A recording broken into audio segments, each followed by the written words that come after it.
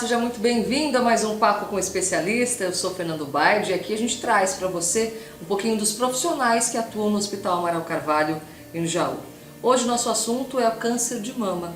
E quem conversa com a gente é o mastologista João Ricardo Paloski. Seja muito bem-vindo, doutor. Muito obrigado pela oportunidade. Vou começar perguntando então qual que é o papel do senhor como mastologista aqui no Hospital Amaral Carvalho, que é referência no tratamento contra o câncer.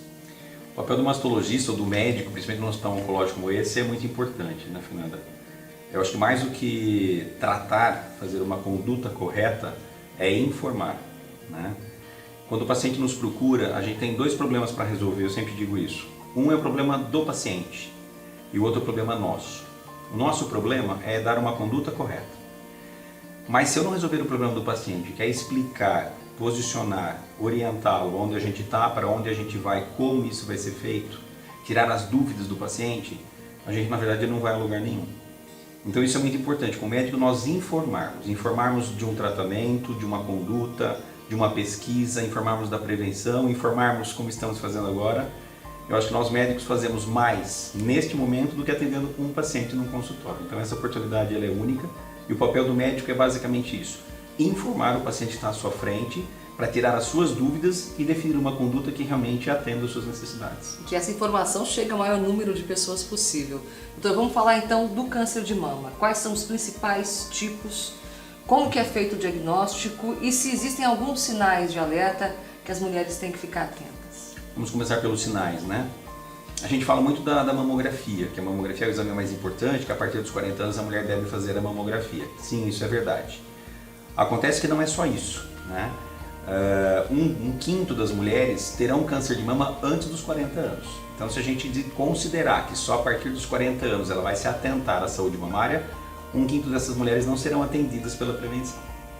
Então, a mamografia é parte da prevenção, não é toda a prevenção, né? Eu já fiz diagnóstico de uma infinidade de mulheres abaixo dos 40 anos e que me perguntaram, doutor, mas como assim? Eu estava esperando chegar aos 40 anos para fazer minha primeira mamografia, eu estou com câncer de mama aos 32, onde eu errei?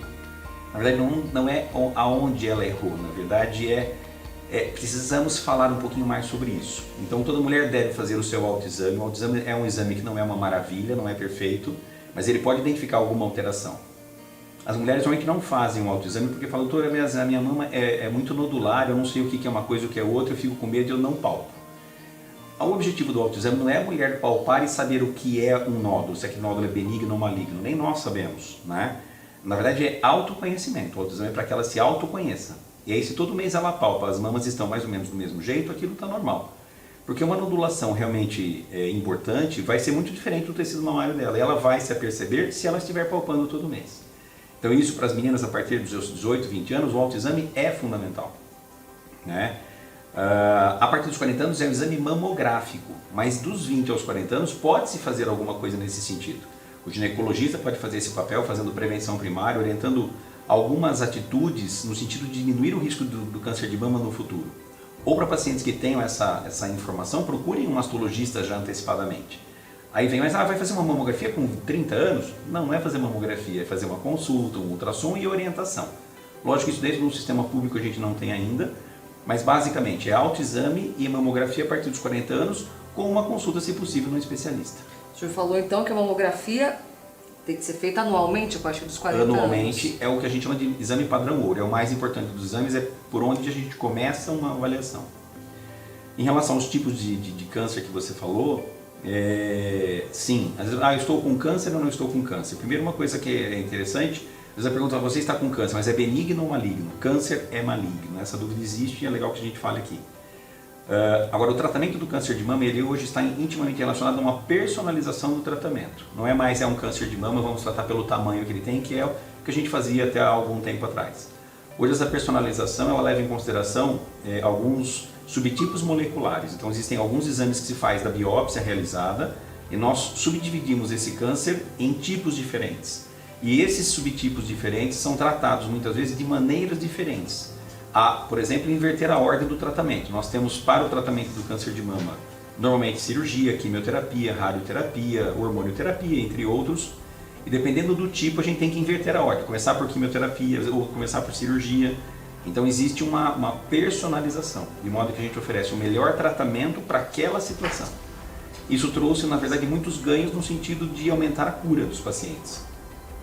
Antes a gente oferecia o tratamento mais ou menos padrão para as pacientes, dependendo do tipo de tumor e do tamanho da lesão. Então, tamanhos maiores eram tratados de maneiras mais agressivas e tamanhos menores de maneiras menos agressivas. Isso caiu por terra, a gente considera ainda o tamanho, obviamente, mas não é mais o mais importante fator. Hoje é o subtipo. Então, às vezes um tumor pequeno pode ser mais agressivo do que um tumor grande. E aí essa personalização, essa análise complexa de vários subitens faz com que o tratamento ele sirva exatamente para aquela paciente e a gente consiga atender na qualidade e na cura de maneira mais eficiente. Existem alguns fatores de risco para o desenvolvimento da doença? Existem, mas são fatores que não são determinantes. O mais importante que todo mundo fala e fica todo mundo com medo é do fator genético, né? Eu tenho um familiar, a gente precisa entender que o risco genético é quando você tem parentes com primeiro grau ou muitos da família toda. Então, por exemplo, minha avó teve um câncer de mama aos 80 anos. Isso não acrescenta risco para aquela paciente. Outros tipos de câncer normalmente também não, né? A gente precisa analisar caso a caso. Às vezes câncer de ovário pode ter uma relação, intestino, algumas coisas, pâncreas pode ter alguma relação. Mas precisa ser próximo e pessoas principalmente de baixa idade. Então a minha mãe teve um câncer de mama aos 32 anos. Eu tenho uma irmã que teve câncer de mama aos 40 anos. Então quanto mais próximo esse parentesco e maior o número e mais jovem, teoricamente mais risco eu tenho. E essa análise de caso a caso a gente pode na verdade fazer testagem genética sobre risco de câncer de mama e ovário principalmente. Existem alguns testes, são painéis, né, genéticos que avaliam esses riscos e a gente pode encontrar na população pacientes que portem alguma alteração genética, alguma mutação que predisponham ao risco de câncer de mama durante a sua vida, chegando a 80%, 90% de chance. Aí o que a gente faz é instituir um tratamento profilático, às vezes, como fez a Angelina Jolie, retirando as mamas quando isso é necessário, né? Só nessas condições. Esse é um fator de risco importante, quando presente. Quando não presente é o contrário, né? As pessoas falam, mas como todo mundo pergunta se tem história, se não tem história, e aí quando não tem história parece que então não tem o risco, se é tão importante assim como não tem. Não é isso, né? O risco, na verdade, ele é muito grande. Hoje na nossa região nós temos aí uma probabilidade de câncer de mama, né? Uma incidência de um caso a cada 12 mulheres, né? Durante a vida, muita coisa. É muita coisa. Se a gente for considerar quantas mulheres nós conhecemos, né? Amigas, parentes, 1 para 12. Então, dificilmente alguém não vai ter um conhecido, alguém na família que vai desenvolver câncer de mama, quando não a própria pessoa, né? E a gente precisa estar preparado para isso, né? Tanto os familiares quanto a própria pessoa. Esse é o fator mais importante. Outros fatores são também importantes. A obesidade, né? O etilismo. O tabagismo existe alguma dúvida, mas a gente gostaria que realmente as pessoas não fumassem também, né? Independente do câncer de mama. A primeira menstruação muito precoce e a última menstruação, a menopausa, muito tardia, né? O estresse, né? O uso de medicamentos hormonais, terapia de reposição hormonal sem um acompanhamento médico, por de repente um período muito longo de tempo. Então existem alguns fatores de risco, mas esses fatores não são determinantes. Eles representam um pouquinho de risco. Por exemplo, a paciente que amamentar. Amamentar protege. Só que não é assim, eu amamentei 3 filhos, eu não vou ter. Não é isso, né? A gente não vê isso na prática. Esses fatores de risco são considerados de risco de proteção, considerando obviamente estudos que foram feitos em grande número da população e você identifica estatisticamente algum tipo de efeito, mas na prática você não vai ver no seu consultório só pacientes que não aumentaram, né? Ou só pacientes obesas. Então, óbvio, se eu puder evitar esses fatores de risco, né, os que foram mutáveis, eu tenho uma mãe que teve um câncer de mama, não tem muito como mudar, mas se eu puder ter um peso adequado, a atividade física, o sedentarismo é um outro fator de risco muito importante. Então, um peso ideal, atividade física é interessante, uma alimentação equilibrada, pouca gordura, pouco produto industrializado, fibras à vontade, pouco estresse, utilizar hormônios só com orientação médica. Eu vou, na verdade, diminuindo esses pontinhos e aí, quem sabe, isso pode ser a gota d'água para que isso não se manifeste lá na frente. Então é isso. Sabendo de tudo isso, sabendo da importância de fazer os exames com frequência, sabendo que 1 a cada 12 mulheres pode ter o câncer de mama, nessa pandemia muitas mulheres deixaram de fazer esses exames preventivos. Qual que é o impacto que isso pode ter na saúde delas e na saúde pública, doutor? Nós estamos vivendo um caos, né? Todo dia, várias vezes por dia, a gente se depara com as pacientes que deixaram de fazer os seus controles, né? Isso, infelizmente, não aconteceu só no câncer de mama, né? Aconteceu nas doenças cardiovasculares, enfim, todas as doenças crônicas deixaram de ser acompanhadas. Mas falando do câncer de mama, o que a gente tem visto é realmente um impacto muito grande. Então, as pacientes ficaram 2 anos e meio sem fazer o exame, por vários motivos. Primeiro, muitos hospitais fecharam por conta do tratamento da Covid. Então, aqueles que faziam prevenção, ou faziam tratamento, ou operavam os pacientes, deixaram de fazê-lo, né? Segundo, o medo, obviamente, dos pacientes em procurar uma clínica médica, um hospital para fazer os seus exames, também fez com que elas não procurassem. E aí, com a diminuição dos casos do Covid nesse momento, a gente viu que as pacientes começaram a retornar. Retornar para fazer prevenção, e muitas delas não só para fazer prevenção, porque já tinham notado alguma alteração, muitas delas ficaram quietas porque não queriam se manifestar naquele momento, e hoje a gente tem um represamento desses 2 anos e alguma coisa onde isso aconteceu, mais os casos novos que têm chegado. Então a gente tem vivido um boom no número de casos, né? Acabei de conversar ali que vamos ter que aumentar de alguma forma o atendimento, a gente não dá conta, e a fila para a cirurgia está muito grande, né? De repente teve esse boom, e infelizmente os casos que têm chegado, na maioria das vezes, são casos avançados, que vão requerer um tratamento mais agressivo e infelizmente com uma chance de cura menor.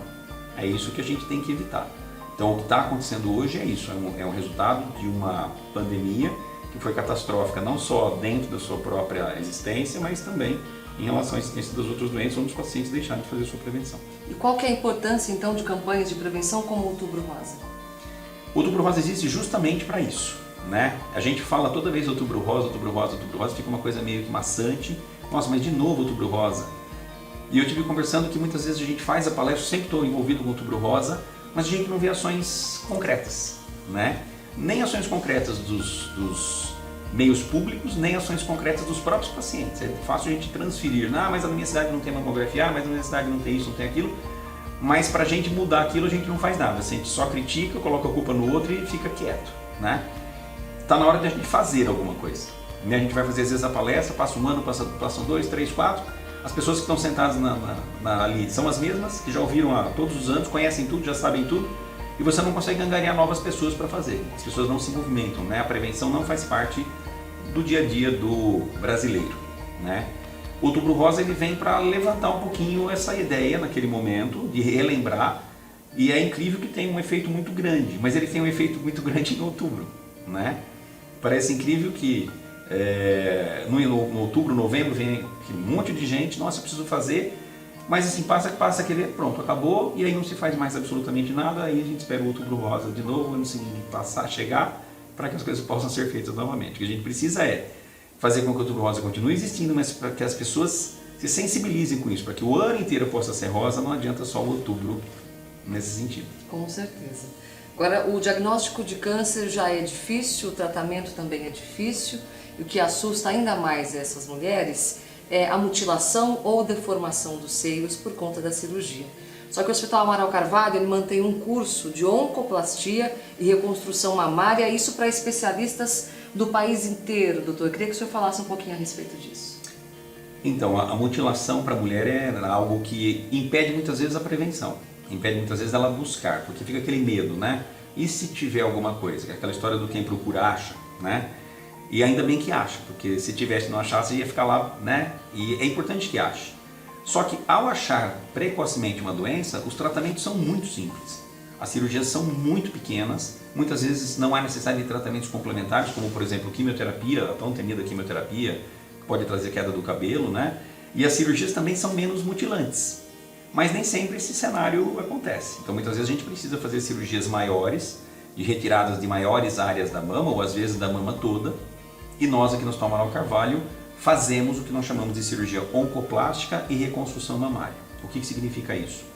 É utilizar de técnicas de cirurgia estética para que se trate um câncer de mama. Então se faz a cirurgia oncológica e ao mesmo tempo se associa técnicas estéticas para que a gente possa ter um resultado melhor, um resultado definitivo melhor para a paciente, tanto da mama operada, a mama doente, quanto da mama contralateral. Então nós fazemos a simetrização para que as mamas fiquem parecidas. E muitas vezes nesses casos as pacientes saem com as mamas melhores do que chegaram, né? Isso ajuda muito na autoestima, isso ajuda muito no enfrentamento da doença.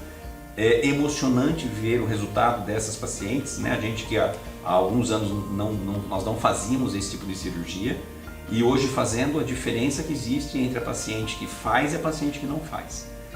E isso a gente entende que tem uma importância muito grande, porque vencer um câncer não é único e exclusivamente cortar com bisturi ali ou fazer uma quimioterapia, nada. Depende muito do que o paciente deseja também, isso é muito importante.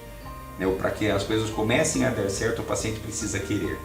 Então quando a gente associa todo esse meio, a família, o paciente entendendo, confiante, acreditando, e a autoestima tem uma importância muito grande, principalmente na mama, que é o órgão de identificação feminina.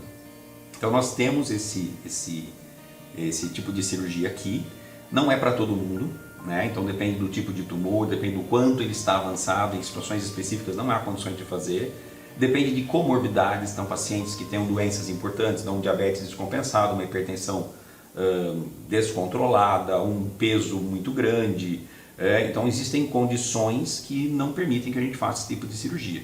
Isso não quer dizer que nós não possamos fazer adiante resolvendo esse tipo de situação. Então nós estamos capacitados, né? O Departamento de Mastologia do Hospital Amaral Carvalho está habilitado e capacitado para fazer, tanto que estamos fazendo um curso, né? Ensinando médicos do Brasil inteiro, né? Aqui. É um curso da Sociedade Brasileira de Mastologia, do qual a gente organiza esse curso aqui, e a gente recebe médicos do Brasil inteiro para que se atualizem, aperfeiçoem essas técnicas conosco, para que depois possam replicar essas cirurgias nas suas cidades, nas suas regiões, fazendo com que também consigam dar esse suporte e esse cuidado maior no tratamento do câncer de mama.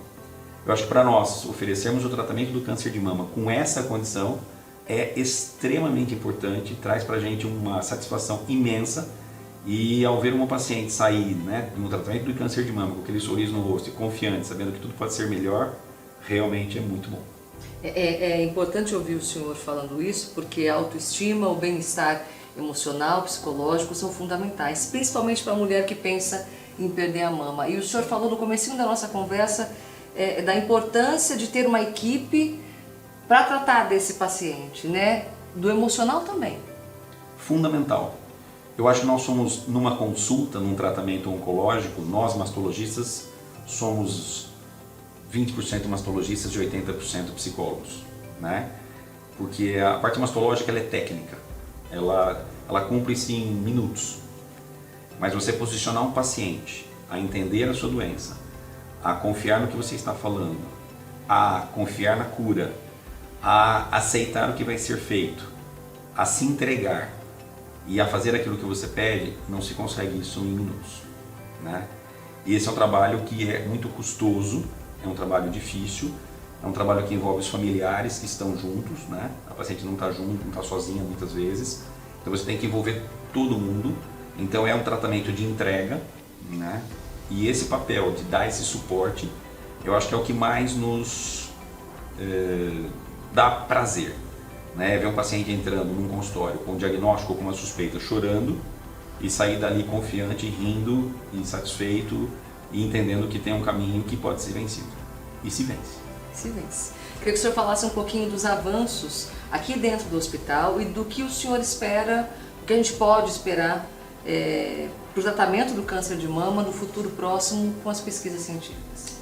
O câncer de mama é a doença, tirando o Covid nesse momento, que mais se pesquisa no mundo, né? Se a gente for olhar as pesquisas mundiais em relação ao câncer de mama, é a doença que mais se pesquisa. Por quê?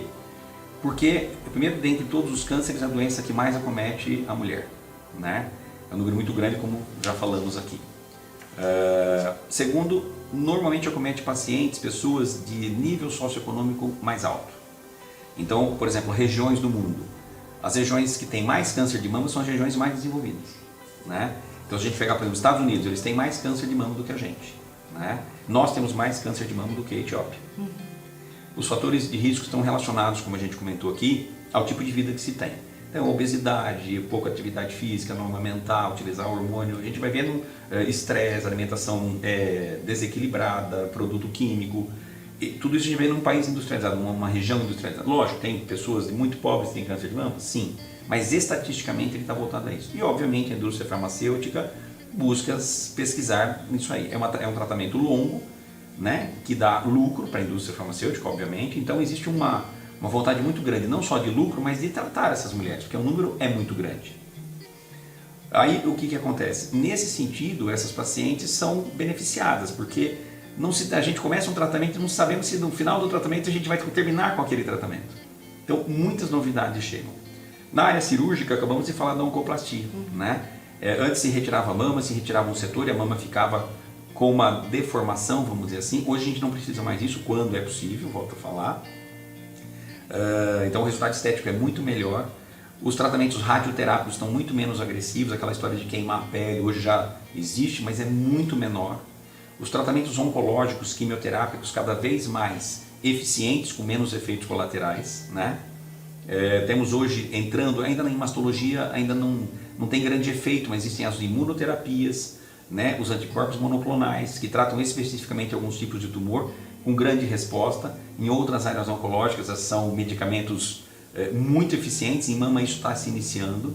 Então a gente entende que, principalmente em mama, por conta dessas pesquisas que não param, muitos benefícios serão dados, né? Se eu considerar nos últimos 20 anos, o que a gente fazia há 20 anos é completamente diferente do que se faz hoje, né? Antes as cirurgias eram muito maiores, nós retirávamos os linfonodos das axilas das pacientes e muitas delas desenvolviam linfedema, né? Ficavam com o braço inchado.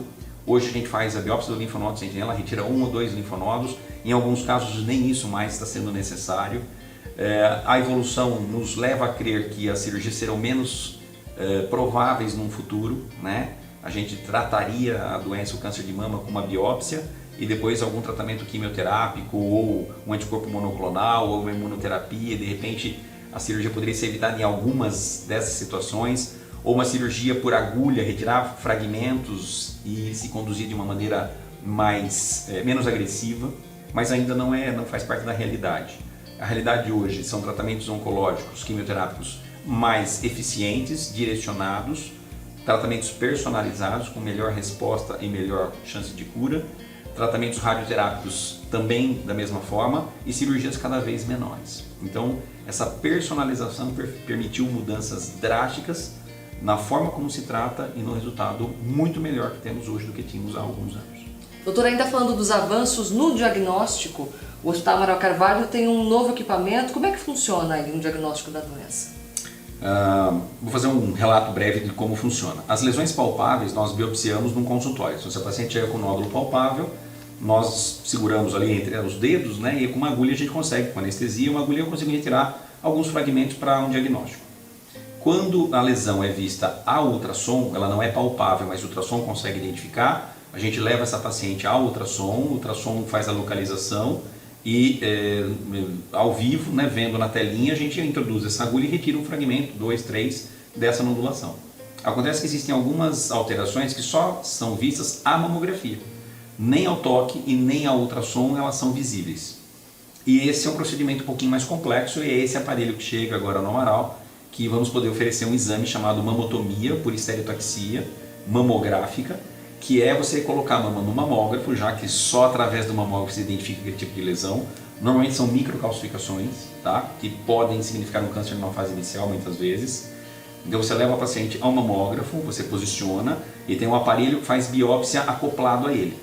Então você posiciona a mama, pede para o aparelho fazer essa leitura da localização e aí se faz uma incisão com anestesia e uma agulha, um sistema computadorizado acaba penetrando essa mama, localiza essas calcificações e retira fragmentos onde essas calcificações estejam.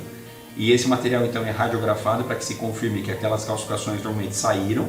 E aí você faz um procedimento ambulatorial, coisa que se não tivéssemos esse aparelho, nós precisaríamos fazer uma cirurgia, ocupando um leito cirúrgico, ocupando uma vaga de quem já teria câncer para operar e com um custo muito grande de uma internação.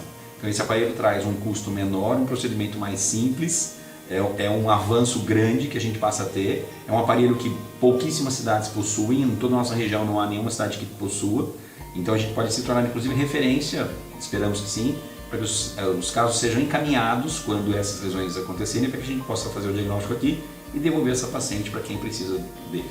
Obrigada, doutor. Você tem alguma coisa para acrescentar? Acho só deixar claro para todas as mulheres que câncer de mama não é o fim do mundo, né? A prevenção ela é fundamental. Se a gente não acreditar nela, não fizer os exames precocemente, a gente pode se deparar em algum momento com alguma coisa avançada, onde os tratamentos serão mais difíceis. Então, a prevenção é fundamental, a gente não precisa do Outubro Rosa para lembrar. Lembrar que fazer os exames de prevenção é se valorizar. Se a gente não trata da nossa saúde, ninguém vai tratar. Se alguém depende da gente, mais ainda a gente deve se cuidar. São as desculpas que a gente recebe, né? Ah, mas eu não tenho tempo nem cuidar disso, nem fazer aquilo. Então, assim, o que eu queria deixar claro era dizer exatamente isso. Que as mulheres se valorizem. Então, se fala tanto hoje do empoderamento feminino.